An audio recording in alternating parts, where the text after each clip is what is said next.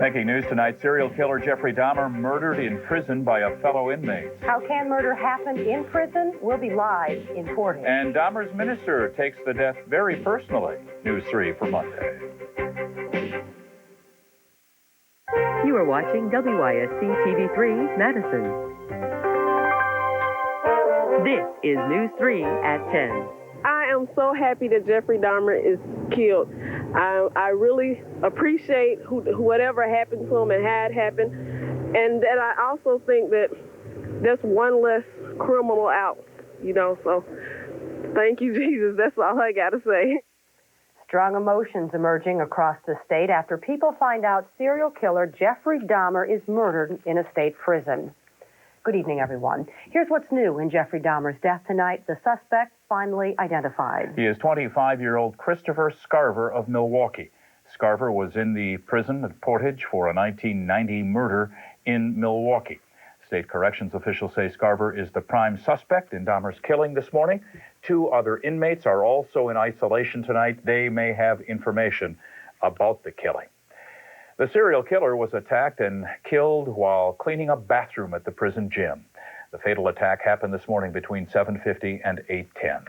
2 correction guards were apparently overseeing Dahmer, inmate Jesse Anderson and a 3rd inmate, while they worked. The guards apparently stepped away, and when they returned, they found Dahmer unconscious and Anderson badly beaten. I feel it's a terrible tragedy. It's something we certainly try to prevent. This is not certainly something of regular occurrence. This is something that is first in my time with an inmate upon inmate assault that has resulted in this kind of terrible ending. The 3rd inmate on the work crew is the suspect in the case, Scarver. He is serving time at the prison for murder. Dahmer's death ends the most gruesome murder case in Wisconsin history, but really it'll never end for the victims' families. No, it never will. From the first inkling of what happened way back in the summer of 1991 to the sentencing in February of 92, people were sickened.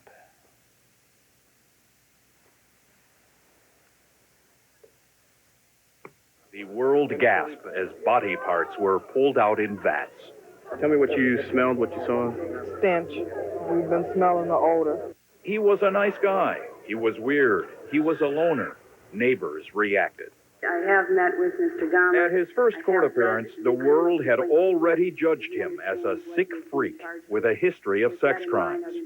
He used chloroform to put his victims under, formaldehyde to preserve them, and acid to get rid of the rest. Picking up roadkill, having obsessions, murders, lobotomies, deflecting, and anybody who says just mean or evil is trying to sell you something that can't be sold. This is sick. Please, please, don't let this murderous killer fool you. Your Honor, it is over now. This has never been a case of trying to get free. I didn't ever want freedom. Frankly, I wanted death for myself. This was a case to tell the world that I did what I did not for reasons of hate. I hated no one. I knew I was sick or evil or both. Now I believe I was sick. The other person beat at the prison today, Jesse Anderson, serving a life term for killing his wife. Anderson was working right along with Dahmer and tonight's in critical condition at UW with head injuries, his family at his side. Anderson killed his wife in a mall parking lot a little over 2 years ago. He claimed 2 black men did it, but was convicted when cops figured Anderson planted the knife and was trying to collect life insurance money. Now, some changes are taking place already at the Columbia County Correctional Institute as a result of the murder today. News 3 Cindy Krause is live via News Star 3 at the prison at this hour. Good evening, Cindy. Hi, Beth and John. What is being done differently already, Cindy? Well, things like educational programs did not go on today, but inmates were not under a lockdown, as you might expect. They did get to see visitors, but the question that everyone seems to be asking is how could this have possibly happened at a maximum security facility? But corrections officials say that this place is as safe as anyone like it in the country.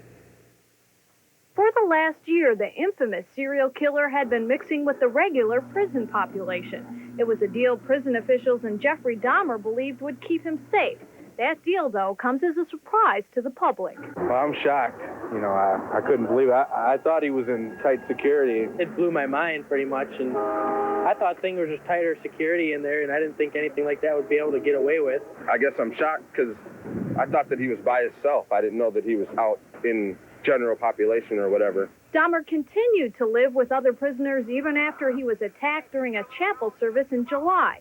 His attorney accuses prison officials of knowing his life was in danger and doing nothing about it. We did not hear rumors to that effect. We did not believe there was a contract out on his life. If there was information of that nature, it certainly would have been investigated, and we would have taken precautionary means to protect Mr. Dahmer. And the Department of Corrections secretary says he's confident his staff today did everything they could to prevent what he calls a tragedy.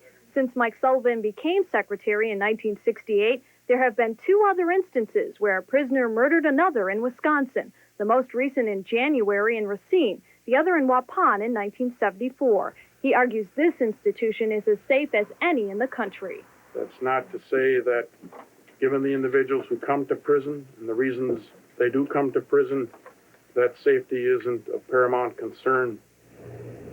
Sullivan says taxpayers can't afford 100% safety. He says that would mean one-to-one supervision 24 hours a day, 7 days a week. He said there's really an understanding in the system that staff are outnumbered by inmates. Well, Cindy, what can be done to prevent something like this in the future?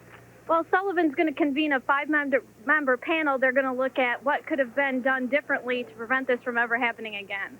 Cindy Krause reporting News Star 3 in Portage. Thank you. You're welcome. Cindy. The mother of one of Jeffrey Dahmer's victims says the death of the man who killed her son is nothing to rejoice about. Shirley Hughes' son Anthony from Madison was reported missing in May of '91. Closure to them hounding us about Jeffrey Dahmer, how we feel about Jeffrey Dahmer. They need to know how we feel about our children, too. However, other victims' family members say today justice is served. He's going to pay for what he did. So it shows today that he paid for what he did to these children out here. Hughes says she knows how Dahmer's parents feel tonight about losing a child, and she offers her sympathy.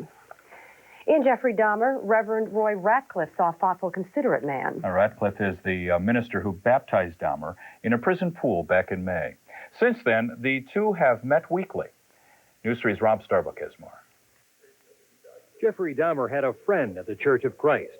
Reverend Roy Ratcliffe met every Wednesday afternoon with Dahmer. They studied the Bible together. Ratcliffe last saw Dahmer the day before Thanksgiving. He was very grateful, full of a Thanksgiving spirit, if you would. Jeffrey Dahmer's death has deeply moved Reverend Ratcliffe. He's grieving. He's lost a dear friend. He's very thoughtful, very considerate, very kind. I know that doesn't fit in with what we think of a serial killer, but the Jeffrey that I knew, I think, had made some major changes before I came into his life. He wasn't at all the same type of individual that I think he had been before. The Reverend says Dahmer got on well with fellow inmates at Columbia. He didn't fear for his life. I'd ask him, how did you get along with the other inmates? And his answer was, he got along great with them. They thought well and highly of him, and he thought well and highly of them. Dahmer was at peace with himself, according to Ratcliffe, though he says Dahmer did feel a deep sense of guilt for what he'd done. It was those weekly visits the two men shared that helped Dahmer deal with his past. And he looked forward to seeing me next week. See you next week, he said. I think was his last words that I heard him say. Rob Starbuck, WISC, News 3. Prior to his death, Dahmer and Reverend Ratcliffe were studying the Book of Revelation.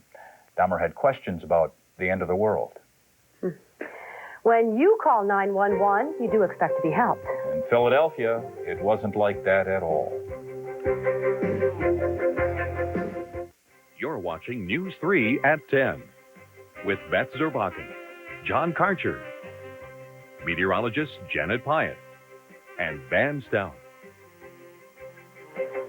3 weeks after the fatal beating of a Philadelphia teenager, 3 911 emergency operators are fired. And the city has taken disciplinary action against 4 others. 16-year-old Eddie Pollock was the innocent victim of a group of teenagers who'd invaded his neighborhood looking for a fight. Nearly 20 911 calls later, Pollock was dying when cops got there. Phone recordings indicate emergency operators were rude, indifferent, and abusive. no excuse for rude and abusive behavior to citizens of this city, whether it's in a clerical office in City Hall or the Municipal Service Building, or it's in the police radio room. The mayor promises to get better trained police operators and more of them. Congress will vote this week on the World Trade Agreement, known as GATT. The House is expected to pass it tomorrow, but it faces a tougher battle in the Senate. President Clinton is calling on lawmakers to move quickly to approve the agreement. He also called in some big guns from past administrations, since President Eisenhower, to back him up on GATT. Bosnian Serbs pressed their offensive against the Muslim-led government army in the Bihać region. The 5 major powers seek an end to the fighting in the former Yugoslavia. They're demanding an immediate ceasefire. Israeli Foreign Minister Perez met for talks with PLO Chairman Yasser Arafat in Brussels. They're working out details of Palestinian elections and autonomy. Hundreds of Israelis attending the funeral of a rabbi killed yesterday in the West Bank. Israel blames the murder on Islamic militants.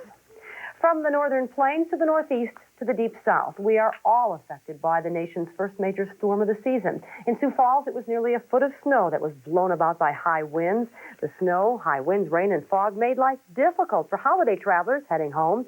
Many flights from Chicago and other major airports were at least 2 hours late. An Oshkosh man now charged with killing Cora Jones. It tops Wisconsin Rap tonight. 53-year-old David Spanbauer faces first-degree murder, sexual assault of a minor, and false imprisonment for the 12-year-old's death. He also admits killing Ronnie Eichstedt and has been charged with killing an Appleton woman. Jury selection underway now for the Ringel man charged with killing a Marathon County deputy. Dale Steinbach allegedly shot Jeffrey Sheets after the officer responded to an explosion at Steinbach's home. Manpower says hiring projections for the first 3 months of the new year are the highest they've been in 5 years. More than half of Wisconsin employers say they're going to be hiring. We're hoping the wind will die down. Janet's next with the weather. And we'll give you a sneak peek at what will be gracing the Clintons' home.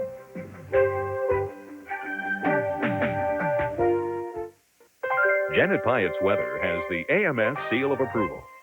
Well, the snow has been light tonight, but it has caused some problems on a few roads. They've gotten a little slick, so keep that in mind as the snow will continue through the night. Today in Madison, our high temperature got up to 36. 30 has been the low so far, and we're stuck there. It's been there all evening, still 30 at the airport. 29, though, here at Channel 3. The winds have come down a little bit. They're not quite as gusty as they were. They're at 18 miles per hour, but still feeling very cold. The wind chill factor this hour is at 6. Well, you can sure see the difference a little snow makes on the ground with high temperatures today, only in the teens. 17 was the high today at Williston, North Dakota. That was one of the nation's cold spots. And 20s dipped southward into Iowa, where snow, 6 inches, in fact, was on the ground at Sioux City, Iowa. And as you head into northwestern part of Wisconsin, where the snow didn't fall is where temperatures managed to jump back into the 30s. And as you can see, plenty of that. And looks like things will remain pretty similar for tomorrow. Our weather spotters had quite a difference with 29, the cold spot, I should say, up at Oxford. One of our warmer temperatures came in at Plain, and just about everybody reporting at least a trace of snow as the snow showers really started up in earnest late this afternoon. Satellite shows our storm continuing to spin through the Lake Superior area. It's continuing its track toward the north and east. While it continues to move away, the only difference you really notice is that the winds will settle down tomorrow. Still have little troughs of low pressure to come around the backside of the storm, and that'll keep the clouds in the area and also scattered snow showers as they're occurring off and on in various spots all over the upper Midwest. Interestingly enough, though, notice if you just were to head a little farther south of Rockford, you'd see the stars. Fortunately, no snow on the ground there, so it won't be, won't be terribly cool. But as we head toward the west, another storm coming in on the west coast. Would you believe that they have had 80 inches of snow at Alta, Utah, just since Friday night? They've had 188 inches so far this month of November. So obviously a lot of skiing going on out west, or will be anyway, once they can clear the roads enough so people can get there. This storm will take quite a while to come in. In fact, I don't think we'll see any of the effects from that until at least the end of the week. Our forecast for tonight, though, looks for scattered light flurries, actually kind of like snow showers. Again, the roads will have some snow on them, and that gets packed down, so that can tend to be a little bit on the slick side, so take it easy if you're traveling. Low at 24. Tomorrow, the winds won't be nearly as bad as they were today. In fact, at 8 to 15 miles per hour, we'll start out at about 24. By lunchtime, we're looking at about the freezing point, and by a high temperature in the mid-30s tomorrow, and still about 32 as we're heading home at 5 o'clock. As we look toward the Wednesday, It looks like the precipitation will actually be over with, but getting a little windy because our next storm, as I mentioned, the one out west, will be coming in. So this time it looks like mainly just wind and not very much precipitation with that particular storm. Windier than it was today? Probably not. If you can handle today, you can handle Wednesday. All right. Thanks, Janet. Thanks. Sure. Arthritis pain, very crippling for people. Consumer Reports checks out a new relief to see if the drug delivers. A line of pain relievers just showing up on store shelves. It carries the name of the Arthritis Foundation and calls itself New. Consumer Reports checked what it has to offer arthritis sufferers. News 3's Joe Champ tells us what it found. Maxine Lyman suffers from chronic arthritis. Her exercise class helps, but she still feels a lot of pain. Now the Arthritis Foundation is marketing a line of 4 pain relievers to the 40 million arthritis sufferers like Maxine. Each calls itself a new pain reliever, but Consumer Reports medical experts say there's nothing new about any of them. They all contain ingredients that have been on the market for several years, and in some cases for many, many years. One's just aspirin, another just ibuprofen, a third is acetaminophen, and the nighttime version just adds an antihistamine, and they aren't cheap. You can buy store brand or generic equivalents for 1/4 to 1/6 the price. Still, the Arthritis Foundation claims the pain relievers are a good deal for consumers because they help fund arthritis research, and you get a free 1-year membership in the Arthritis Foundation. Membership in the Arthritis Foundation, and it is worthwhile, costs $20 a year.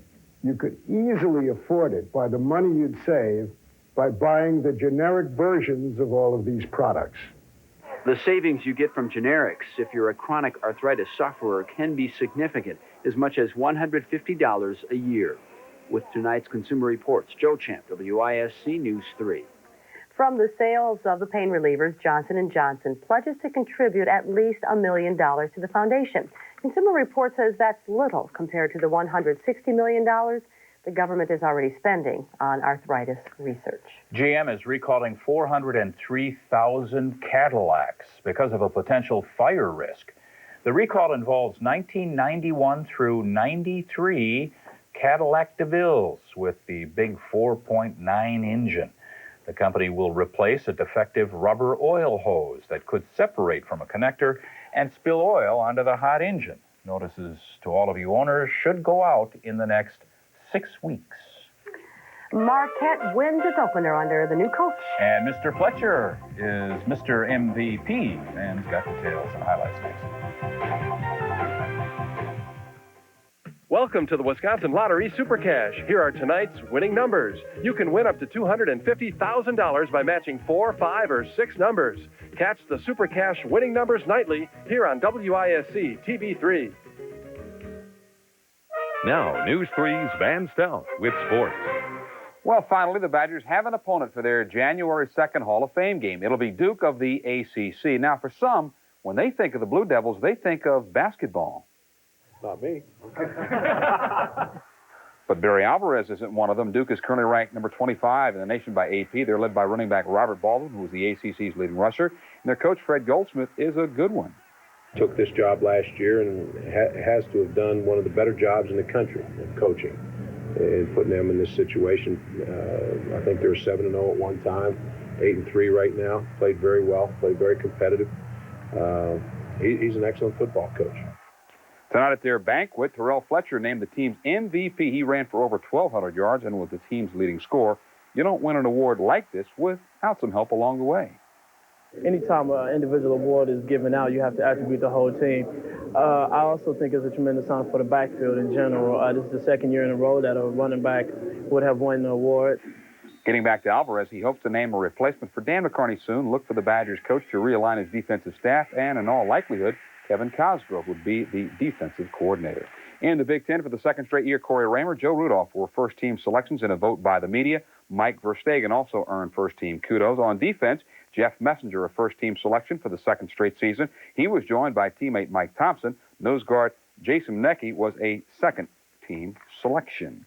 Hall, Veit, Unverzat, Sala, Gales, Fletcher, and Rowan were honorable mention. Joe Paterno, the coach of the year, and his quarterback Kerry Collins, the offensive player of the year. Illinois linebacker Dana Howard was the defensive player of the year.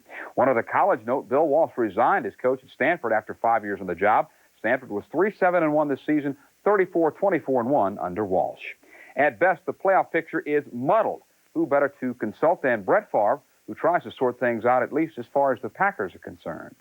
The fortunate thing here is that we control our own destiny. If we win the next 4 games, we're in there. 9-7 may get us in, then again, it may not. So we have to take them one at a time, but also look at the overall picture and win these 4 and get in there. This a little additional time off at this point in time of the season, has that been helpful to you guys? I think so. We have some guys banged up, as you know. Getting those guys back and at 100% is going to help us because our defense is right now is really hurting because we have a lot of guys banged up. It's going to be important for us to have a good week of practice and keep those